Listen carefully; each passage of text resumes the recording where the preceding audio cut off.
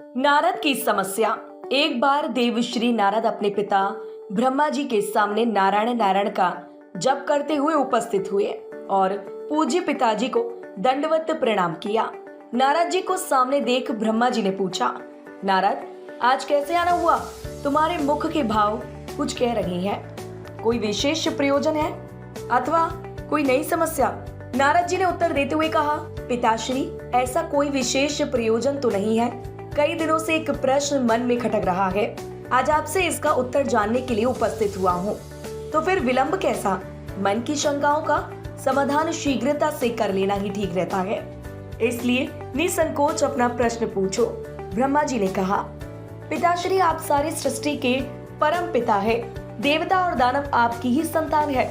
भक्ति और ज्ञान में देवता श्रेष्ठ है तो भक्ति तथा तपाचरण में दानव श्रेष्ठ है। परंतु मैं इसी प्रश्न में उलझा हुआ हूँ कि इन दोनों में कौन अधिक श्रेष्ठ है। आपने देवों को स्वर्ग और दानवों को पाताल लोक में जगह दी, ऐसा क्यों? इन्हीं प्रश्नों का उत्तर जानने के लिए मैं आपकी शरण में आया हूँ। नारद ने ब्रह्मा जी से अपना प्रश्न बताते हुए कहा।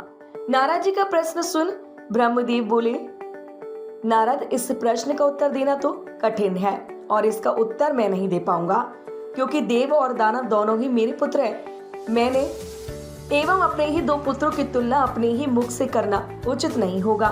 लेकिन फिर भी तुम्हारे प्रश्न का उत्तर ढूंढने में मैं तुम्हारी सहायता कर सकता हूँ। तुम आज ही देवों और दानवों दोनों को मेरी ओर से भोजन का निमंत्रण भेजो। कल ही हम उनके लिए भोज का आयोजन करेंगे और कल ही तुम्हारे प्रश्न कि देव क्यों स्वर्ग लोक में है तथा दानव पाताल लोक में का उत्तर मिल जाएगा। नारद तत्काल ही असुरों और देवों को निमंत्रण दिया है। दूसरे दिन दानव ब्रह्म लोक में भोजन का आनंद लेने के लिए पहुंच गए और उन्होंने पहले पहुंचने के कारण भोजन की पहली शुरुआत खुद से करने के लिए ब्रह्मा जी से आग्रह किया। भोजन की थालियां परोसी गई। दानव भोजन करने के लिए बैठे। वे भोजन शुरू करने ही वाले थे कि ब्रह्मा जी हाथ में कुछ लकड़ियां लेकर उनके समक्ष उपस्थित हुए और उन्होंने कहा, आज के भोजन की एक छोटी सी शर्त है। मैं यहाँ उपस्थित हर एक अतिथि के दोनों हाथों में इस प्रकार से लकड़ी बांधूंगा कि वो कोने से मुड़ नहीं पाए और इसी स्थिति में सभी को भोजन करना होगा। कुछ देर बाद सभी असुरों के हाथों में लकड़ियां बंध चुकी थी। अब असुरों ने खाना शुरू किया, पर ऐसी स्थिति में कोई कैसे खा सकता था? कोई असुर सीधे थाली में मुंह डालकर खाने का प्रयास करने लगा तो कोई भोजन को हवा में उछालकर मुंह में डालने का प्रयत्न करने लगा। दानवों की ऐसी स्थिति देखकर नारद जी अपनी हंसी नहीं रोक पाए।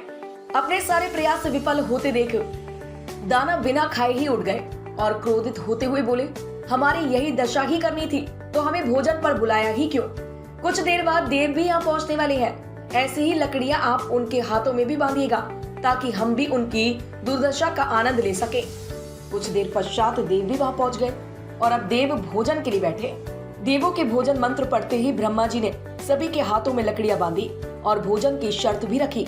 हाथों में लकड़ियां बंधने पर भी देव शांत रखे। वे समझ चुके थे कि खुद अपने हाथ से भोजन करना संभव नहीं है, अतः वे थोड़ा आगे खिसक गए और थाली से अन्न उठा सामने वाले को खिलाकर भोजन आरंभ किया। बड़े ही स्नेह के साथ वे एक दूसरे को खिला रहे थे और भोजन का आनंद ले रहे थे। उन्होंने भोजन का भरपूर स्वाद लिया, साथ ही दूसरों के प्रति अपना स्नेह और सम्मान जाहिर किया। यह कल्पना हमें क्यों नहीं सूझी? इसी विचार के साथ दानव बहुत दुखी होने लगे। नारद जी यह देखकर मुस्कुरा रहे थे। नारद जी ने ब्रह्मा जी से कहा, पिताश्री आपकी लीला अगाध है। युक्ति शक्ति और सामर्थ्य का उपयोग स्वार्थ हेतु करने की अपेक्षा परमार्थ के लिए करने वाले का जीवन ही श्रेष्ठ होता है। दूसरों की भलाई में ही अपनी भलाई है, यह आपने सप्रमाण दिखा दिया और मुझे अपने प्रश्नों का उत्तर मिल गया है। ब्रह्मा जी को सबने प्रणाम किया और वहां से विदा ली।